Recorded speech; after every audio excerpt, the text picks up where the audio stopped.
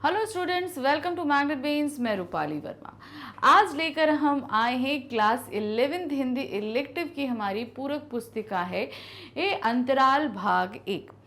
इसका आज हम जो पहला अध्याय करने जा रहे हैं वो है हुसैन की कहानी अपनी ज़बानी। इसके मोस्ट इम्पॉर्टेंट क्वेश्चंस हैं, तो ध्यान रखिएगा। जैसा कि हम हमेशा बता रहे हैं, क्लास 11th में हमारे 2 कोर्स चलते हैं, कोर और इलेक्टिव। ये 2 अलग अलग कोर्स हैं और दोनों में अलग ही अलग बुक चलती हैं। जैसे कि अब इलेक्टिव करा रहे हैं तो इलेक्टिव में 3 बुक्स चलती हैं आपकी, अंतरा भाग 1, अंतराल भाग 1 और एक तीसरी बुक है अभिव्यक्ति और माध्यम। ये बुक ऐसी है कि हमारी क्लास 11th 12th में भी कंबाइंड है और 11th में जो चैप्टर्स आ रहे हैं इसके वो हमारे कोर और इलेक्टिव में कंबाइंड रूप से पढ़ाए जाएंगे। तो ये बुक तो हम बाद में कराएंगे, लेकिन आज जो हम बुक करा रहे हैं वो हमारी बुक है अंतराल भाग 1। ये हमारी हिंदी की पूरक पुस्तिका है और इस पुस्तक में हमारे पास 2 अध्याय दिए हुए हैं। प्रथम अध्याय है हुसैन की कहानी अपनी ज़बानी। ये पाठ हमारे सामने मकबूल फ़िदा हुसैन जी ने लिखा है कि किस तरीके से बचपन में उनके अंदर पेंटिंग को लेकर जो जागृत हुए, वो कैसे उनका आकर्षण बढ़ा, ये सारी चीज़ें इस पूरे पाठ में इन्होंने हमें बताया है। तो इसका detail explanation, NCERT solution, multiple choice question और कंप्लीट चैप्टर रिवीजन हमारा हो चुका है। आज हम करने जा रहे हैं मोस्ट इंपॉर्टेंट क्वेश्चंस, यानी कि इनके अंदर हम पढ़ेंगे सब्जेक्टिव प्रश्न। तो ध्यान रखिएगा, ये एक ऐसा बुक है जिसमें से आपके ऑब्जेक्टिव सब्जेक्टिव दोनों तरह के क्वेश्चंस पूछे जाते हैं। तो सब्जेक्टिव तो ऑब्जेक्टिव तो हम करा चुके हैं, सब्जेक्टिव क्वेश्चन जो पूछे जाते हैं वो आपके निबंधात्मक आते हैं। निबंधात्मक का तात्पर्य है कि ये बहुत लंबे लिखने पड़ते हैं, मतलब कि 70 से 80 शब्दों के बीच ये लिखे जाएंगे। 60 से 80 शब्दों के बीच में भी आ सकते हैं। तो जब भी आप इनके जो वर्णात्मक प्रश्नों को तैयार करो तो वर्ड लिमिट ध्यान रखना कि आपको ज़्यादा रखनी है, क्योंकि इस पुस्तक से हमेशा दीर्घोत्तरीय प्रश्न ही पूछे जाते हैं। पहला प्रश्न है, मकबूल को किसी साधारण विद्यालय में भी प्रवेश दिलाया जा सकता था, परंतु उसके पिताजी ने बोर्डिंग स्कूल में ही क्यों दाखिला दिलाया? अपने शब्दों में स्पष्ट कीजिए कि मकबूल को बोर्डिंग स्कूल भेजने के पीछे क्या उद्देश्य था। एक्चुअली उनके दादाजी का देहांत हुआ था और मकबूल अपने दादाजी से बहुत ज़्यादा क्लोज थे। उनके चले जाने के बाद जो है वो पूरा दिन उन्हीं के कमरे में रहते थे और पूरा टाइम वहीं बिताते थे। तो उनको डर था कि कहीं ऐसा ना हो कि मैं अपने बेटे को भी खो दूँ, तो इसलिए उन्होंने सोचा कि ऐसे माहौल में भेजें जहाँ इनके हम उम्र ही बच्चे हों, इसलिए इनको बोर्डिंग स्कूल में ही भेजा गया था। तो क्या दिया है? मकबूल अर्थात लेखक। हम जैसे अब ये हमारे लेखक कौन है? मकबूल फ़िदा हुसैन। तो यहाँ पर उनका नाम क्या हम ले रहे हैं? मकबूल। आप फेमस पेंटर को जानते हैं, मकबूल फ़िदा हुसैन, उन्हीं के बारे में हम बात कर रहे हैं। को अपने दादा से बहुत प्रेम तथा लगाव था। दादाजी के देहांत के पश्चात मकबूल उनकी याद में डूबा रहता था। दिन भर अपने दादा के कमरे में बंद रहता था, सोता भी था तो दादा के बिस्तर पे ही, और वहीं भूरी अचकन ओढ़े जैसे दादाजी के बगल में सोया हुआ हो। मतलब उन्हीं के रूम में रहना पूरा दिन, वहीं सोना और उन्हीं के कपड़ों को पहन कर रहना। वह किसी से ना तो बातचीत करता और ना ही उसका अन्य किसी कार्य में मन लगता था। लेखक के पिता से यह सब देखा नहीं जा रहा था। अब उसके जो लेखक के दादाजी थे उनका तो देहांत हो गया, वो चले गए, लेकिन मकबूल का इतना लगाव था कि उसने पूरी दुनिया से अपने आप को काट के सिर्फ दादाजी के रूम में बंद कर लिया था।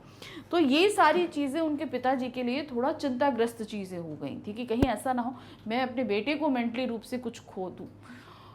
वह लेखक का परिवेश बदलना चाहते थे। परिवेश का मतलब उनका जो माहौल है आसपास का, उसको बदलना चाहते थे, जिससे उनका गुमसुम रहना समाप्त हो जाए और अपने वास्तविक जीवन में वह पुनः लौट आए। जैसे हंसता खेसता मकबूल था वैसा वापस आ जाए, ऐसा वो चाहते थे।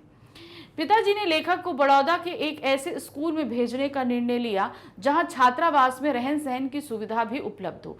अब दूसरे स्कूल में क्यों नहीं भेजा? क्योंकि दूसरे स्कूल में क्या होता भाई, वो स्कूल जाता, पढ़ता और वापस फिर उसी घर के माहौल में आ जाता, फिर वो दादाजी के रूम में पहुंच जाता। तो उनको ये लगा कि पूरी तरीके से हम भेज दें जहां पर वो उसके लिए नया कमरा हो, सही आसपास नए दोस्त हो, नया माहौल हो, तो एक तरीके से वो दादाजी के इस जो रूम से है और उनकी यादों से थोड़ा बाहर आ पाएगा।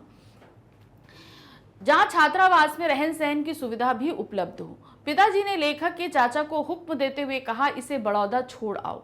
वहां लड़कों के साथ इसका दिल लग जाएगा। पढ़ाई के साथ मजहबी तालीम, रोजा, नमाज, अच्छे आचरण के 40 सबक, पाकीज़गी के 12 तरीके सीख जाएगा। मकबूल के पिता ने इन्हीं सब बातों को ध्यान में रखकर उसका दाखिला बोर्डिंग स्कूल में कराया। तो क्यों नहीं नॉर्मल स्कूल में कराकर बोर्डिंग में कराया? क्योंकि वो उनके पिताजी उनका परिवेश बदलना चाहते थे ताकि वो अपने दादाजी की यादों से बाहर आ सके। प्रश्न संख्या 2 है, मकबूल को उनकी मंजिल तक पहुंचाने में आप उनके पिताजी का कितना योगदान मानते हैं? भाई देखिए, पहला योगदान तो ये रहा कि भाई उनको बोर्डिंग स्कूल में पहुंचे, बोर्डिंग स्कूल में उन्होंने देखा कि भाई किस तरीके से धीरे से उनका पेंटिंग की तरफ रुझान बढ़ा वहाँ पे। फिर जब लौट के आए और पिताजी ने उनके द्वारा की गई कलाकारी को देखा तो बड़ा प्रसन्न हुए, अप्रिशिएट किया, साथ में उनको जो है वो काम करने की आज़ादी दी। नहीं तो भाई उनके यहाँ जो उनका पुस्तौनी काम था नहीं तो उसमें लगा दिया जाता, लेकिन पिताजी ने उनको ये चीज़ कहा कि नहीं भाई तुमको इसमें इंटरेस्ट है तो तुम ये काम करो। उनको पेंटिंग के कलर हैं, कैनवस है, ये सभी कुछ प्रोवाइड भी कराया। मकबूल एक परिश्रमी व लगनशील बालक था। इसी परिश्रम और लगनशीलता के कारण उसने सफलता की बुलंदियों को छुआ। भाई कहते हैं ना, हमें अगर कुछ अचीव करना है तो मेहनत करनी पड़ेगी, और वो वैसे थे, उन्होंने मेहनत करी और अचीव किया। परंतु उसमें उनके पिताजी के योगदान को नज़रअंदाज नहीं किया जा सकता है। उन्होंने मकबूल को आरंभिक जीवन में ही समस्याओं का सामना करना सिखा दिया था। यानी कि हमारे जीवन में बहुत सारी समस्याएं आती हैं, उनको हम कैसे फेस करते हैं, कैसे आगे बढ़ते हैं, ये हमारा पहला स्टेप होता है। और उन्होंने ये चीज़, उनके पिता ने ये अपनी जिम्मेदारी बखूबी निभाई भी। उन्होंने प्रत्येक कदम पर मकबूल का साथ दिया। उन्होंने मकबूल की अभिरुचि को समझते हुए उसकी कद्र की तथा उसे अपनी प्रतिभा को निखारने के लिए प्रोत्साहित भी किया। यानी कि उनको ये चीज़ बताया कि भाई आपके अंदर बहुत प्रतिभा है, और ये चीज़ उन्होंने देखी और उसको निखारने का भी उन्होंने काम किया था। जब मकबूल ने पहली बार ऑयल पेंटिंग बनाई, तब जहां एक ओर चाचा जी क्रोधित होकर उसे डांटने लगे, वहीं दूसरी ओर पिताजी ये उसकी पेंटिंग देखकर बहुत खुश हुए और उसे गले से लगा लिया। बेंद्रे साहब से कहने पर मकबूल के लिए बम्बई से पेंट और कागज मंगवाया। भाई उस समय, भाई बहुत पहले का समय है, जैसे आजकल तो हम लोग को स्टेशनरी शॉप में हर तरह के कलर्स मिल जाते हैं, लेकिन पहले नहीं होता था। तो वो ऑयल कलर्स उन्होंने बॉम्बे से मंगाया था। इन सभी तथ्यों को आधार पर कहा जाना चाहिए कि मकबूल को उनकी मंजिल तक पहुंचाने में पिताजी का योगदान अमूल था। यानी कि उन्होंने बहुत ज़्यादा सपोर्ट किया था मकबूल को उनकी पेंटिंग्स को बनाने के लिए। नहीं तो भाई अगर चाचा जी जिस तरीके से गुस्सा हुआ तो उससे तो ये लग रहा था कि उनको जो है उनके पुश्तैनी काम में लगा दिया जाएगा, अर्थात दुकान पर बैठा दिया जाएगा कि भाई बैठकर यहाँ पर आप अपना काम करिए। मकबूल के पिताजी के चरित्र की किन विशेषताओं को आप अपनाना चाहेंगे? अब उनके पिताजी के बारे में हमने इस पाठ में पढ़ा है, तो उनकी कुछ चारित्रिक विशेषताएं हैं। अब यहाँ पर क्वेश्चन दिया है, आप कौन सी चारित्रिक विशेषताएं अपनाना चाहेंगे? तो एक तरीके से इसी को क्वेश्चन थोड़ा सा पलट दें तो मकबूल के पिताजी की चारित्रिक विशेषताओं को बताइए, ये भी कहा जा सकता है। तो अभी यहाँ पर देखिए कैसे देंगे इसको। मकबूल के पिताजी के चरित्र की निम्नलिखित विशेषताओं को मैं अपनाना चाहूंगा। क्वेश्चन जो रहेगा उसका आंसर भी उसी तरीके से आप शुरू करेंगे। पहला है, मकबूल जब अपने दादाजी के देहांत के बाद दुखी व गुमसुम प्रवृत्ति का हो गया था तो उसके पिताजी ने उसे छात्रावास में भर्ती करवाया दिया। यह पक्ष उनकी सहानुभूति प्रवृत्ति को प्रदर्शित करता है। तो सहानुभूति प्रवृत्ति अर्थात वो अपने किस तरीके से वो अपनों के साथ जो चीज़ें घट रही हैं, कैसा कोई इमोशनली डैमेज है, ये सारी चीज़ें वो अच्छे से समझ रहे थे। इसीलिए उन्होंने अपने बेटे को बोर्डिंग में दाखिल, वो चाहते तो किसी दूसरे स्कूल में दाखिल करा के वो काम कर सकते थे, लेकिन वो इस माहौल से नहीं निकल पाता, इसलिए उसको बोर्डिंग में भेजा, क्योंकि वो जानते थे कि इस समय उसको जो सपोर्ट चाहिए वो है कि इस माहौल से वो बाहर निकले, और यही काम उन्होंने किया। नेक्स्ट था, जब मकबूल ने अपनी किताबें बेच ऑयल पेंट खरीद कर पहली ऑयल पेंटिंग बनाई तो उसके पिताजी ने मकबूल को प्रोत्साहित किया। अतः उत्साहवर्धन की प्रवृत्ति भी मकबूल के पिता के चरित्र में विद्यमान थी। अब जब उन्होंने देखा कि उनके बेटे के अंदर इतना ज़्यादा हुनर है तो उस हुनर को उन्होंने समझा। उन्होंने ये नहीं सोचा कि नहीं कि हमारे खानदान का क्या पेशा है, क्या करना है। उन्होंने ये देखा कि मेरा बेटे के अंदर ये क्वालिटी है, तो उन्होंने उस क्वालिटी को निखारने का काम किया। जो वो सपोर्ट कर सकते थे, ऑयल पेंट्स कलर देना, कागज़ मंगाना, कैनवस मंगाना, वो सभी उन्होंने सपोर्ट किया और उनको दिया। तो एक तरीके से उत्साहवर्धन करना, अप्रिशिएट करना कि नहीं बेटा ये आप अच्छा काम कर रहे हो, और वो क्वालिटी उनके अंदर थी। तीसरा है, मकबूल के पिताजी स्वच्छंदतावादी विचारों के व्यक्ति थे। जहां पेंटिंग राजे महाराजाओं का शौक हुआ करती थी, वहीं मकबूल के पिता ने अपने बेटे को इस पेंटिंग के क्षेत्र में आगे बढ़ाने के लिए प्रोत्साहित किया और इसके महत्व को समझा। तो मकबूल फिदा हुसैन जब पेंटिंग कर रहे थे तो उस समय बड़े बड़े खानदानों में ये पेंटिंग का शौक रखा जाता था, क्योंकि तब तक लोग जो हैं वो अपनी बेसिक नीड के लिए ही वर्क करते थे, उनकी वही ज़रूरतें पूरी हो जाएं, बाकी तो ये पेंटिंग तो बहुत महंगे शौक हुआ करते थे। तो मतलब अगर आप एक पेंटर बन रहे हो तो आपके कमाने अपना पेट भरने के लिए भी आपकी नौबत इतना पैसा आपको नहीं मिलेगा, ये होता था। तो कि भाई काम कुछ ऐसा करो जिससे आप अपना पेट भर सको। लेकिन उस समय भी उनके पिता ने इस चीज़ को समझा कि नहीं, मेरे बेटे का अगर ये शौक है तो वो पूरा करेगा, और उन्होंने उन्हें पेंटिंग करने दिया और उनको प्रोत्साहन दिया और आगे बढ़ाया। बेटे को समझा उन्होंने एक तरीके से।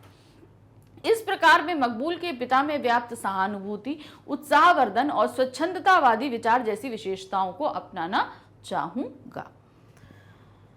प्रश्न संख्या 4 है, पाठ में वर्णित दोनों अंशों का संक्षिप्त वर्णन करते हुए स्पष्ट कीजिए कि आपको इस आत्मकथा से क्या सीख मिलती है। अब ये पूरी जो कहानी है ये 2 जगह की है, एक बड़ौदा बोर्डिंग स्कूल की और एक उनके घर की। तो वो आपको दोनों ही में क्या करना है, उनका वर्णन करना है और आत्मकथा से आपको क्या सीख मिल रही है ये बताना है। तो देखिए चलिए क्या है, मकबूल फिदा हुसैन की आत्मकथा हुसैन की कहानी अपनी जवानी का एक अंश है। बड़ौदा बोर्डिंग स्कूल उसके विद्यालय जीवन से जुड़ा हुआ है, जहां उनकी रचनात्मक प्रतिभा में अंकुर फूटे और उनके कस्बे कमाल हुनर की पहचान हुई। तो कहने का तात्पर्य है कि उनके अंदर ये हुनर है, ये पहचान मकबूल ने उस बोर्डिंग स्कूल में जाकर ही करी कि हाँ मैं इतना हुनरमंद हूँ। ये सारी चीज़ें मुझे तब पता चली। बड़ौदा कवा स्कूल जहां हुसैन की चित्रकारी का अंकुर फूटा, आज पूरी दुनिया का गर्व का विषय बना हुआ है। दूसरा अंश है रानीपुर बाजार, जहां पर उनकी दुकान थी, जहां हुसैन को व्यापार की ओर मोड़ा जा रहा था। उनको उनकी दुकान में बैठा दिया गया था कि भाई तुम यहाँ पर बैठो और दुकान चलाओ, लेकिन वो तो दुकान में भी बैठकर तरह तरह सबकी पेंटिंग बनाते रहते थे, किंतु उनकी चित्रकारी का जादू अपनी ही राह पर तलाशता था। यानी कि वो क्या था, अब वहाँ बैठकर भी वो जो सामने लोग निकल रहे थे उनकी पेंटिंग बनाया करते थे। अंततः पिताजी की रोशन ख्याली ने उन्हें एक महान चित्रकार बना दिया, जिससे वो जिंदगी के रंगों में भर गए। कहा जा सकता है कि निश्चित रूप से उनके जीवन में ये दोनों महत्वपूर्ण घटनाक्रम विद्यार्थी जीवन से जुड़े हैं। यानी कि उन्होंने जो लाइफ बोर्डिंग स्कूल में की, जहाँ पर उन्होंने अपने हुनर को पहचाना, फिर दूसरी तरफ उनका रुख मोड़ा जा रहा था, लेकिन उन्होंने अपने रुख को बनाए रखा और पेंटिंग वो करते रहे, और पिताजी ने उनके उस हुनर को समझा, प्रोत्साहित किया और आगे बढ़ाया। इस आत्मकथा के माध्यम से हमें सीख मिलती है कि यदि प्रतिभा विकास का सही अवसर और सही दिशा मिल जाए तो जीवन सार्थक हो जाता है। अर्थात हमारे अंदर जो हुनर है उसको सही दिशा मिल जाए तो वो हमको सफल होने से नहीं रोक सकती। अतः हमें मेहनत कर खुद को ऐसा तैयार करना चाहिए कि अवसर मिलने पर उसका पूर्ण लाभ पाया जा सके। तो कहने का तात्पर्य क्या है, अवसर अगर हमको मिल रहा है, अगर हमको मौका मिल रहा है तो हमें अपने हुनर को निखारने में पीछे नहीं हटना चाहिए। क्योंकि देखिए बहुत सारे लोग होते हैं कि उनके अंदर बहुत सारी प्रतिभा होती है, मौके भी मिलते हैं, लेकिन वो लोग उन मौक़ों को पहचान नहीं पाते। लेकिन मकबूल ने उन मौक़ों को अच्छे से पहचाना और उनको अच्छे से यूटिलाइज किया। पिताजी ने उनका बहुत साथ दिया। अगर पिताजी ने साथ नहीं दिया होता, उन्होंने भी ये प्रेशर किया होता कि नहीं भाई आपको अपना जो दुकान है वही संभाल ली है, तो शायद हमें इतना अच्छा पेंटर हमें नहीं मिलता। प्रश्न संख्या 5 है, बड़ौदा शहर तथा वहाँ के मदरसे के विषय में लेखक ने क्या बताया है। बड़ौदा शहर में जब वो बोर्डिंग स्कूल में रहने गए तो वहाँ के मदरसों के बारे में भी लेखक ने कुछ बताया है। उसको किस तरीके से एक्सप्लेन किया है ये देखिए यहाँ पर। बड़ौदा साफ सुथरा शहर है जहाँ हिज हाइनेस की 5 धातुओं से बनी घोड़े पर सवार मूर्ति भी है। मकबूल को महाराजा सियाजी राव के इस शहर के बोर्डिंग स्कूल में दाखिल कराया गया। इस स्कूल का संचालन व कार्यभार संभालने का कार्य नेशनल कांग्रेस और गांधी जी के अनुयायी गुजरात के मशहूर आर.के. तिहाल की ख्याति वाले जी.एम. हकीम अब्बास तैयब जी करते थे। तो समझ में आया कि कौन इसकी कार्यभार संभाल रहा था, वो था GM हकीम अब्बास तैयब अली जी करते थे। उन पर गांधी जी का प्रभाव होने के कारण स्कूल के छात्रों का मुंडे सिर पर गांधी टोपी और बदन यानी शरीर पर कुर्ता पजामा पहनना अनिवार्य था। यानी कि गांधी जी के जो प्रभाव के कारण उन सभी के सर मुंडे थे और सब पे वो गांधी टोपी पहनते थे और कुर्ता पजामा पहनते थे। ये गांधी जी का प्रभाव जो तैयब जी पे था, उसी के कारण वहाँ पर ये चीज़ें अनिवार्य थी। तो इस तरीके से वहाँ बोर्डिंग स्कूल के बारे में उन्होंने बताया। नेक्स्ट आते हैं प्रश्न संख्या 6 पर। लेखक ने किस प्रकार अपने बचपन की शरारती प्रवृत्ति का वर्णन किया है। भाई बच्चे हैं, शरारत तो होगी, तो वो किस तरीके से शरारतें करते थे वो भी उन्होंने अपनी आत्मकथा में बताया है। लेखक मदरसे के सालाना जलसे का वर्णन करते हुए कहता है कि जहां सिर्फ खास मेहमानों और उस्तादों का ग्रुप फोटोग्राफ खींचा जा रहा था। ठीक है, किसका खींचा जा रहा था? खास मेहमान जो थे उनका, और जो उस्ताद अर्थात जो टीचर्स थे उनका ग्रुप फोटो सेशन हो रहा था। मैं लड़कों की भीड़ में खड़ा मौके की तलाश में था। जैसे ही लुकमानी ने फोकस जमाया और रेडी कहा, वे दौड़कर ग्रुप के कोने में खड़ा हो गया। कहने का मतलब है लुकमानी अर्थात फोटोग्राफर ने कैमरे के पीछे कहा रेडी, तो वैसे ही जो वो खड़े हुए थे वो दौड़कर पूरे ग्रुप में आ गए और लड़कों के साथ में खड़े हो गए। इस तरह उस्तादों की बिना इजाज़त उन्होंने अपनी बहुत सी तस्वीरें खिंचवाई थी। तो ये शरारत था, वो अपनी फ़ोटो खिंचाना चाहते थे, उन्हें परमिशन नहीं थी, तो वो इस तरीके से वो खड़े हो जाते थे और उनकी फ़ोटो खिंच जाती थी। इन सभी क्रियाओं के आधार पर लेखक ने अपने बचपन की शरारती प्रवृत्ति का वर्णन किया है। हालांकि मकबूल के द्वारा की गई इस शरारत के पीछे एकमात्र लालसा थी फ़ोटो खिंचवाने की। तो कहते हैं ना, बच्चा शरारत किसी को परेशान करने के लिए करता है या अपनी इच्छा को पूरा करने के लिए करता है। तो यहाँ पर उन्होंने अपनी इच्छा को पूरा किया, वो इच्छा था फोटो खिंचवाने का। इसके पीछे इस शरारत का ये मोटिव नहीं था कि हम किसी को परेशान करें। प्रश्न संख्या 7 है। पाठ के आधार पर मकबूल की उन क्रियाओं का वर्णन कीजिए जो ड्राइंग व पेंटिंग के प्रति उनके स्नेह भाव को दर्शाती हैं।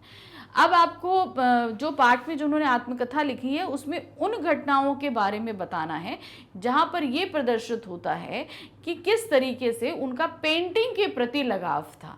तो एक तो पेंटिंग के प्रति लगाव जो सीधे कहा, उनको दुकान में बैठा दिया गया था और वो आते जाते लोगों की पेंटिंग बनाते थे, है ना, एक लगाव तो ये था। और बाकी बोर्डिंग स्कूल में भी था। रानीपुर बाजार में चाचा मुराद अली को उनके बड़े भाई फिदा ने एक जनरल स्टोर की दुकान खुलवाई थी। ठीक है, बड़े भाई अर्थात मकबूल के फादर ने। जब मकबूल की छुट्टी होती तो उन्हें भी दुकान पर बैठने के लिए भेजा जाता, क्योंकि इसलिए भेजा जाता कि भाई आगे भविष्य में जाकर तुम्हें ये दुकान संभालनी है, तो समझो भाई किस लिए है। तो इसलिए छुट्टी के दिनों में उनको वहां बैठा दिया जाता था। उन्होंने जनरल स्टोर के सामने से रोज गुजरने वाली मेहतरानी का, गेहूं की बोरी उठाने वाले मजदूर की पेच वाली पगड़ी का, पठान की दाढ़ी और माथे पर सिजदे के निशान का बुर्का पहने औरत और बकरी के बच्चे आदि का भी स्केच बनाया। काम था उनको बैठाला कहाँ गया? दुकान पर, कि तुमको दुकानदारी समझनी, लेकिन वहां पर भी बैठ के वो सबके स्केच बनाने में लगे हुए थे। क्यों? क्योंकि भाई उन्हें ड्राइंग का बहुत ज्यादा शौक था। जनरल स्टोर ठीक से ना चलने के कारण कपड़े की दुकान खुलवाई गई। जब कपड़े की दुकान भी नहीं चली तो तोपखाना रोड पर एक आलीशान रेस्तरां खुलाया गया।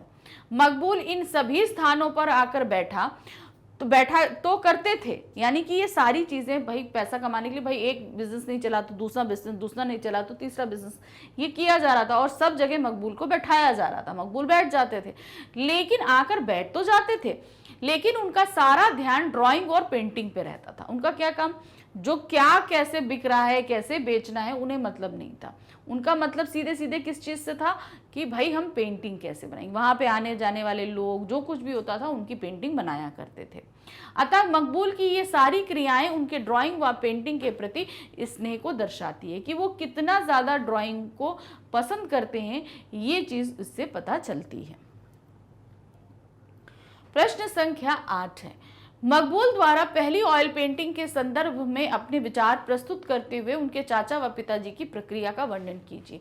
तो पहली ऑयल पेंटिंग बनाने के लिए उन्होंने बड़ी मेहनत करी, किताबें बेच दी और बेचकर जो है उन्होंने ऑयल्स पेंट्स खरीदे और पेंटिंग बनाई।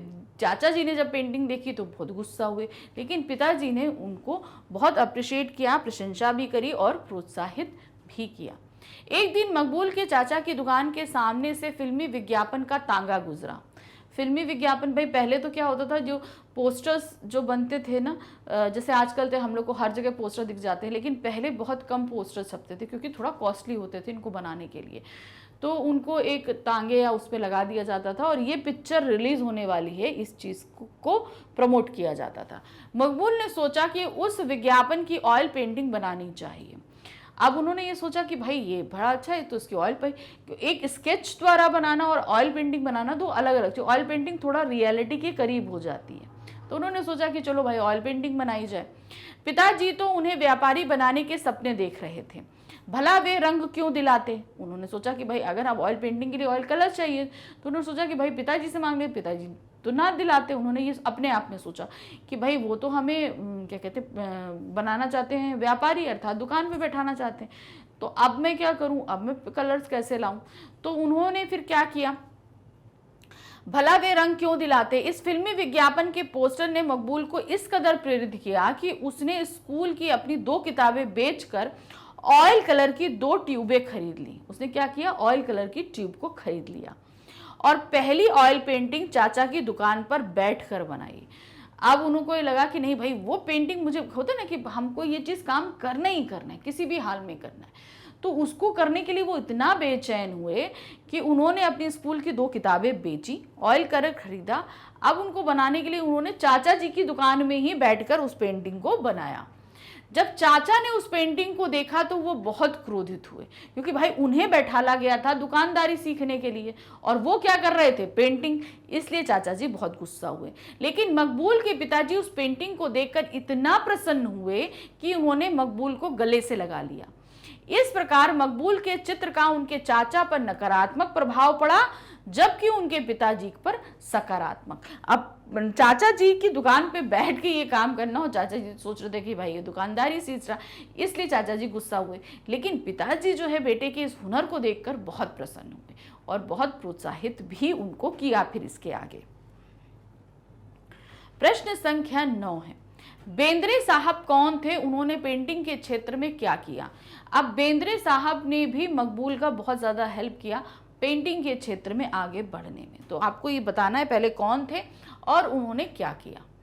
बेंद्रे साहब इंदौर सराफा बाजार के ऑन स्पॉट पेंटिंग करते थे। अब जो इंदौर का सराफा बाजार था उसमें वही ऑन स्पॉट पेंटिंग का मतलब होता है जैसे हमने यहाँ पर देखा और तुरंत देखे देखे हम कोई चीज़ बना लें, वो काम किया करते थे।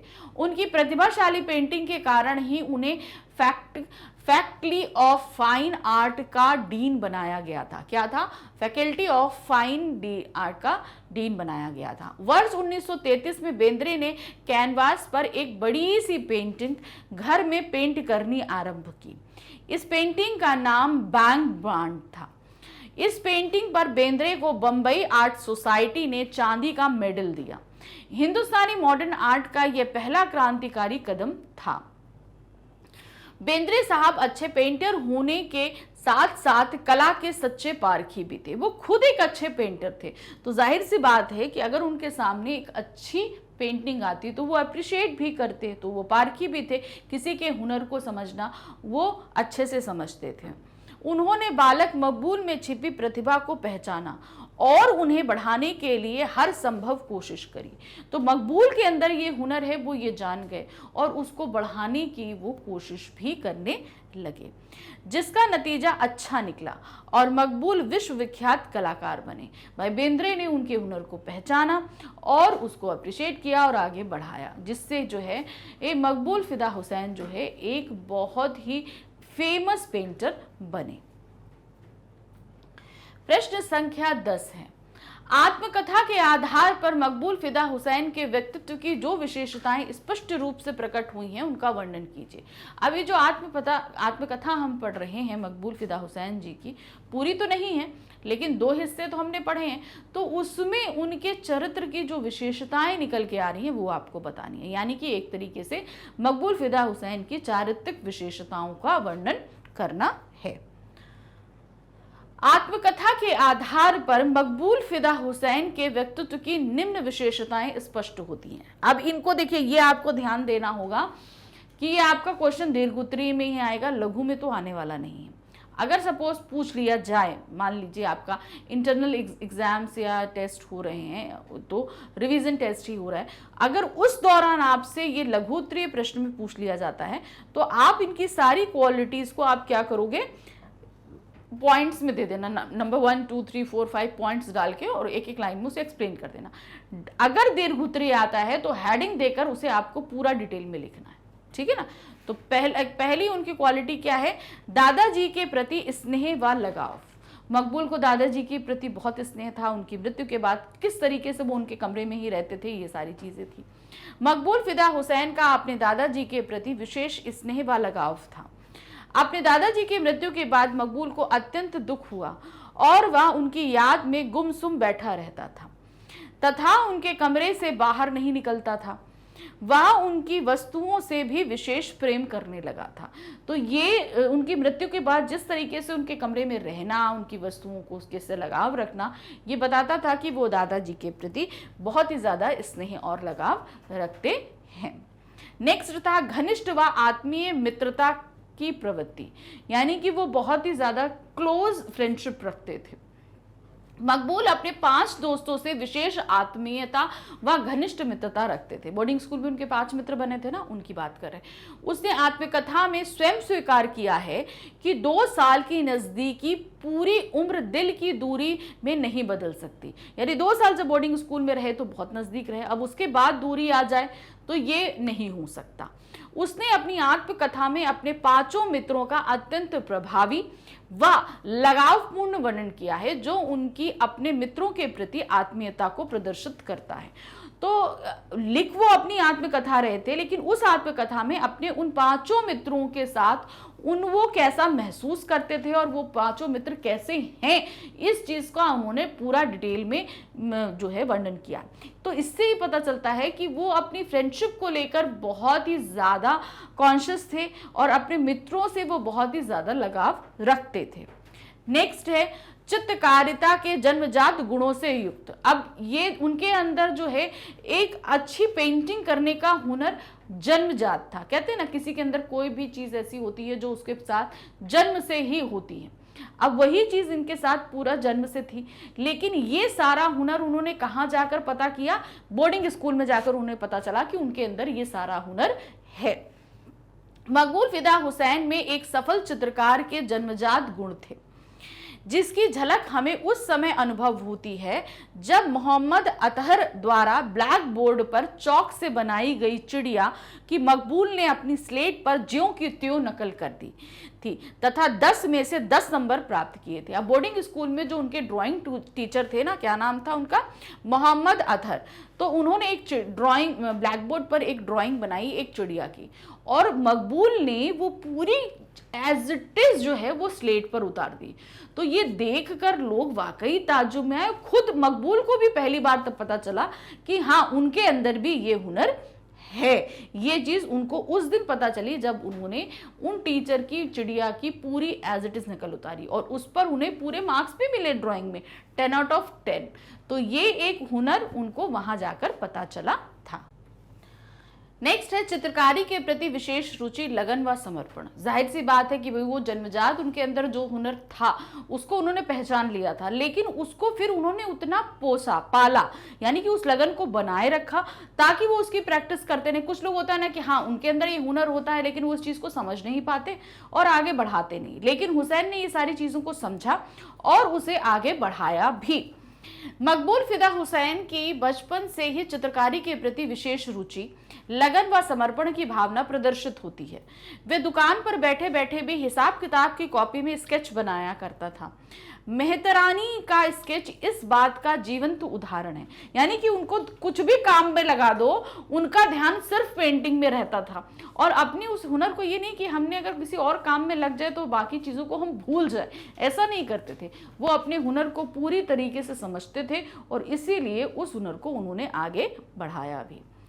धुन का पक्का व दृढ़ निश्चय, वो पूरी तरीके से अपनी धुन के पक्के थे, जो वो चाहते थे वो करते थे। जैसे कि ऑयल पेंटिंग वाला जो मसला आया कि जब उन्होंने वो विज्ञापन का पोस्टर देखा तो वो धुन के पक्के थे कि मुझे उन्हें बनाना है, तो उसके लिए उन्होंने 2 किताबें बेचकर ऑयल पेंट्स खरीदे और उन्होंने वो पेंटिंग बनाई भी। मकबूल फिदा हुसैन अपनी धुन का पक्का व दृढ़ निश्चयी था। उसे फिल्मी इश्तिहार के पोस्टर को देखकर, इश्तिहार का मतलब होता है एडवर्टाइजमेंट, देखकर ऑयल पेंटिंग बनाने की धुन सवार हो गई और उसने अपने दृढ़ निश्चय को पूरा करने के लिए अपनी पाठ्य पुस्तकों तक को बेच कर ऑयल ट्यूब्स खरीदी और ऑयल पेंटिंग बनाने के ये अपने दृढ़ निश्चय को पूरा करा। कि मतलब जो चीज़ें वो सोच लेते थे वो करना चाहते थे और इसको उन्होंने इसी दृढ़ निश्चय के साथ पूरा किया। नेक्स्ट है पिता के प्रति विशेष अनुराग व सम्मान की भावना। वो पिता से बहुत ज़्यादा प्यार करते थे और सम्मान करते थे और इसी लगाव का नतीजा था कि पिताजी भी उनके दिल की बात को समझते थे, उनके हुनर को आगे उन्होंने बढ़ाया। मकबूल फिदा हुसैन में अपने पिता के प्रति विशेष अनुराग व सम्मान की भावना थी। उसने पहली ऑयल पेंटिंग बनकर सबसे पहले अपने पिताजी को ही दिखाई, क्योंकि भाई कहते हैं ना, जब हम बहुत अच्छा काम करते हैं तो हम सबसे पहले अपना काम उसको दिखाना चाहते हैं जिसे हम बहुत ज़्यादा प्यार और सम्मान करते हैं। तो उन्होंने सबसे पहले अपनी पेंटिंग किसको दिखाई? अपने पिताजी को दिखाई। मकबूल ने बेंद्रे को अपने पिता से मिलवाया तथा पिता की प्रेरणा से ही उसने महान चित्रकार बनने की राह के प्रभावी कदम भी उठाए। तो वो कहते हैं ना, दिल से दिल को राह होती है। पिताजी उसको इतना चाहते थे और वो भी पिताजी को बहुत चाहते थे। ये चीज़ जो दोनों को अच्छे से पता थी और ये चीज़ में ही ये हुआ कि अपनी सारी चीज़ों को वो सबसे पहले पिताजी से मिलवाते थे और पिताजी उनको अप्रिशिएट भी करते थे। प्रश्न संख्या 11 है, आत्मकथा के आधार पर मकबूल के 5 मित्रों की समान विशेषताओं को उदाहरण देकर स्पष्ट कीजिए। तो बड़ौदा बोर्डिंग स्कूल में उनके 5 मित्र बने। उन 5 मित्रों में जो सामान्य रूप से जो विशेषताएं थी वो आपको निकाल के रखनी है। जो जितना भाई उन 5 मित्रों को हम लोगों ने कहाँ पर देखा? मकबूल के साथ ही देखा है ना। तो देखिए क्या है, आत्मकथा में मकबूल फिदा हुसैन के 5 मित्रों की विशेषताओं का वर्णन किया गया है जिनमें निम्न समानताएं प्रतीत होती, यानी जो चीजें सभी में समान रूप से थी। भाई विशेष, हर एक व्यक्तित्व की अपनी अलग अलग विशेषता होती है। कुछ ऐसी चीजें होती हैं जो जैसे कुछ लोगों में कॉमन रूप में होती है। तो उनके मित्रों में क्या ऐसी क्वालिटी थी जो सभी में पाई जाती थी? तो क्या था? इन समानताओं को उदाहरण प्रस्तुतिकरण निम्न प्रकार है। हमने उदाहरण के साथ उन प्रस्तुत कर रहे हैं। पहला है शारीरिक सौष्ठव्य व ताकतवर शरीर, मतलब वो सभी शरीर से ताकतवर थे और तंदुरुस्त थे। ये एक कॉमन फैक्टर था सब में। मकबूल के अधिकतर मित्र ताकतवर शरीर वाले थे। उनका शारीरिक विकास उनके शारीरिक सौष्ठव्य को प्रदर्शित करता है। उदाहरण था डॉक्टर मनवरी के लड़के अरशद का भरा लेकिन कसा पहलवानी जिस्म था। हामिद कंवर हुसैन का शौक कुश्ती और दंड बैठक था। अब्बास जी अहमद का गठा जिस्म था। तो इन शब्दों के साथ जो है मकबूल ने अपनी आत्मकथा में इन लोगों के बारे में लिखा है। और इन सभी का कॉमन फैक्टर क्या था? शरीर उन सभी का तंदुरुस्त था, अच्छा खासा बिल्डअप शरीर था, इसीलिए कुश्ती करना, कसा हुआ जिस्म इस चीज के उदाहरण हैं।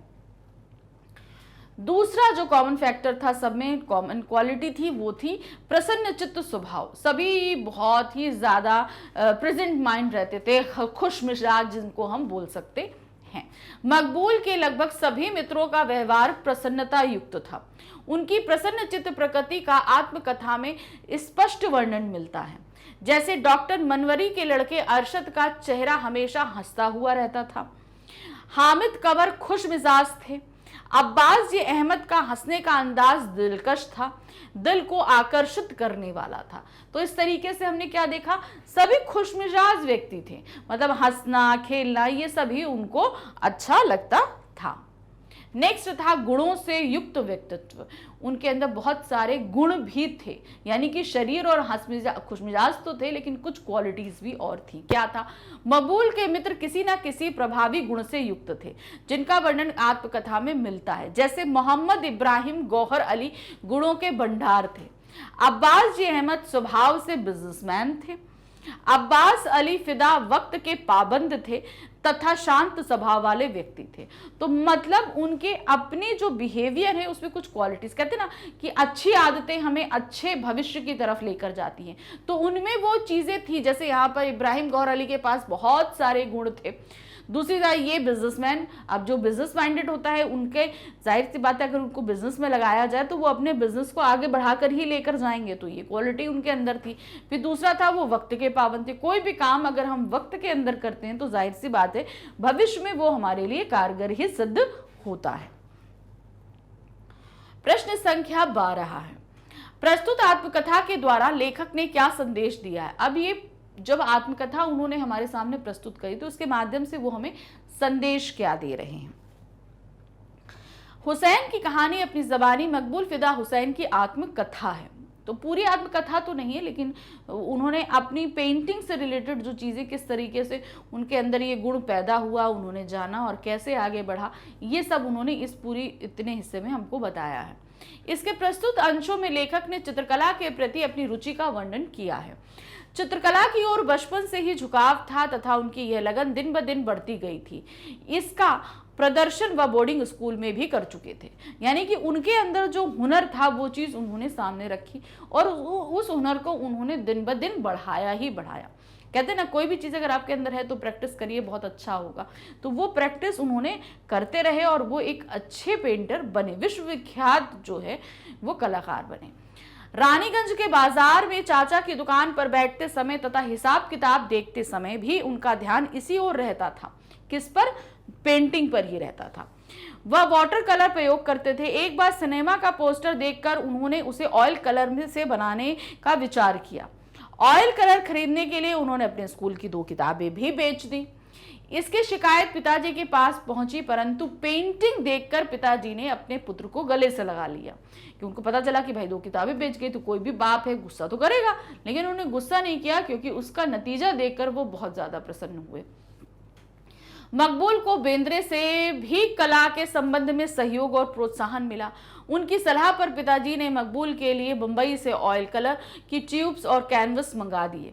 इस तरह मकबूल की कला की ओर बढ़ने का मार्ग पूरी तरह खुल गया। इस आत्मकथा के द्वारा लेखक ने संदेश दिया है कि सच्चा परिश्रम तथा लक्ष्य के प्रति समर्पण कभी बेकार नहीं जाता, यानी कि हम अगर जो चीज़ पाना चाहते हैं उसके लिए पूरी तरीके से हम कोशिश करते हैं तो वो हम पा ही लेते हैं। ऐसे संघर्षशील व्यक्ति को साधन तथा प्रोत्साहित करने वाले व्यक्ति स्वतः ही उपलब्ध हो जाते हैं। अगर हम जो चीज़ चाहते हैं, हमको वो बहुत ज़्यादा लगन है, उसके लिए हम परिश्रम करते हैं, तो उसको सपोर्ट करने वाले लोग भी हमें बहुत सारे मिल जाते हैं। प्रतिभा के विकास का सही अवसर तथा सही मार्गदर्शन मिलने से सफलता अवश्य मिलती है, परंतु इसके लिए व्यक्ति के मन में गहरी लगन होना आवश्यक होता है। तो इस पूरी कहानी आत्मकथा को हमारे सामने रखने का उनका सिर्फ एक यही संदेश था कि आपके अंदर जो कोई भी हुनर है उसको पहचानिए, निखारिए और पूरी परिश्रम और लगन से उसके प्रति लगे रहिए। आपको बहुत सारा सपोर्ट मिलेगा। उन सारे अवसरों और सपोर्ट को सही इस्तेमाल करिए और एक विश्वविख्यात व्यक्ति आप बन सकते हैं अपने उस हुनर के साथ में। प्रश्न संख्या 13 है, आत्मकथा का वर्गीकरण कीजिए। प्रस्तुत आत्मकथा हुसैन की कहानी अपनी ज़बानी किस प्रकार की है? अब आपको पहले वर्गीकरण करने से पहले यह जानना होगा कि आत्मकथा की कितने वर्गीकरण होते हैं, फिर आप इसका वर्गीकरण कर पाएंगे ना। तो पहले आपको देखना है कि वर्गीकरण कितने तरीके के होते हैं। आत्मकथा लेखक द्वारा लिखी गई अपनी जीवन कथा होती है। आत्म यानी कि अपनी और कथा यानी कि मेरे जीवन में क्या हुआ है ये लिखना। अगर मैं खुद लिखती हूं तो वो मेरी आत्मकथा होगी। इसमें लेखक अपने जीवन की कुछ घटनाओं को चुनकर एक निश्चित उद्देश्य के साथ प्रस्तुत करता है। उनपे हमारी आत्मकथा का मतलब है कि बहुत सारी चीजें हैं, लेकिन कुछ पहलू ही आत्मकथा में लिखे जाते हैं जो दूसरों को प्रोत्साहन दे सकें। क्योंकि भाई अगर हम आत्मकथा लिख रहे हैं तो किसी उद्देश्य से लिख रहे हैं। कि हम अपने बारे में लोगों को बताना चाहते हैं और लोग उससे कुछ सीखें, इसलिए हम ऐसे वाक्यों को लिखते हैं जो दूसरे पढ़ें और मेरे बारे में जाने और साथ ही साथ वो कुछ सीख भी सके। गोविंद त्रिगुणायत ने आत्मकथा साहित्य को 3 वर्गों में बांटा है। अब आत्मकथा 3 तरह की होती, 3 वर्गीकरण होते हैं। पहला है धार्मिक पुरुषों की आत्मकथाएं, जो धर्म से रिलेटेड लोग होते हैं उनकी जो आत्मकथाएं होती हैं वो इस कैटेगरी में आती है। फिर है राजनैतिक पुरुषों की आत्मकथाएं, जो राजनीति से संबंधित होते हैं उनकी आत्मकथाएं। फिर है कला क्षेत्र से संबंधित लोगों की आत्मकथाएं। अब इसमें कौन सी आ गई? जो कला, जिसमें आपका कोई लेखक हो सकता है, कोई गायक हो सकता है, कोई नर्तक हो सकता है, मतलब कोई भी हो सकता है जो कला के क्षेत्र से जुड़ा हो, जिसके अंदर कोई भी इस तरह की हुनर हो, उनकी आत्मकथा। तो हमारे जो ये वाली आत्मकथा है, यानी कि हुसैन की कहानी अपनी ज़बानी, वो हमारी आती है कला क्षेत्र से संबंधित लोगों की आत्मकथा के अंदर, क्योंकि वो एक अच्छे कलाकार हैं, पेंटर हैं, तो वो इसी कैटेगरी के अंतर्गत आएंगे।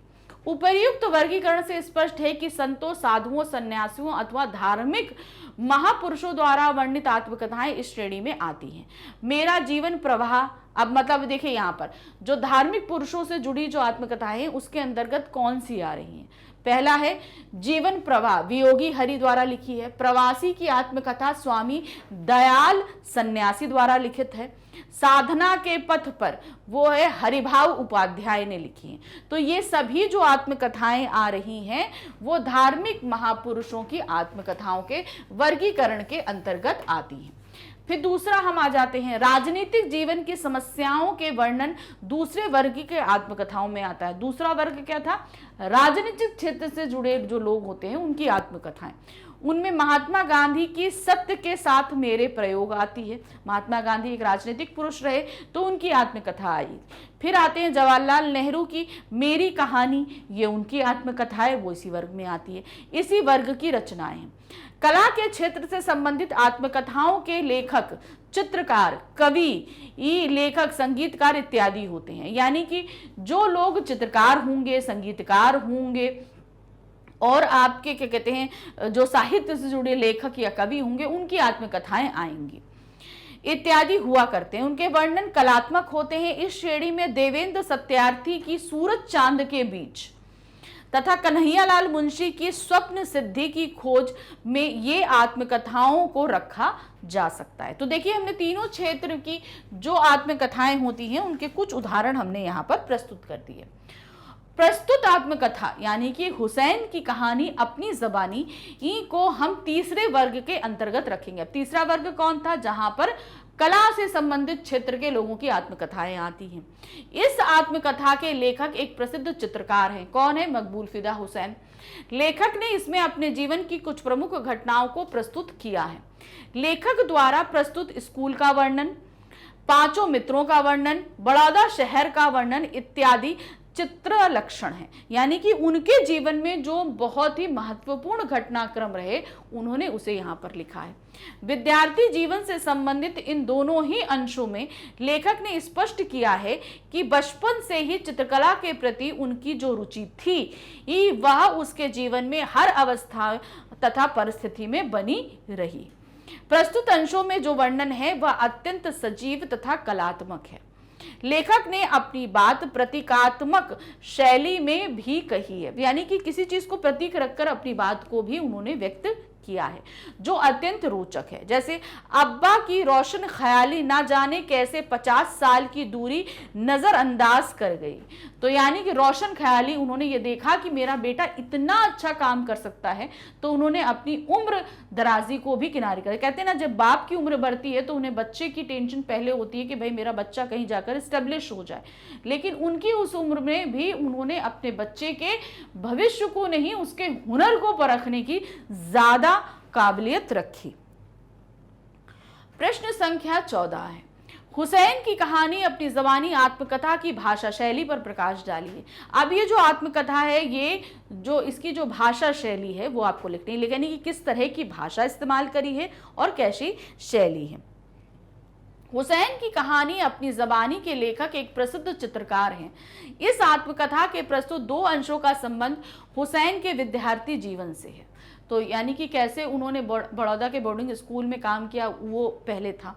लेखक ने यहाँ अपनी चित्रकला के प्रति बचपन में ही प्रकट हुई रुचि के बारे में बताया है।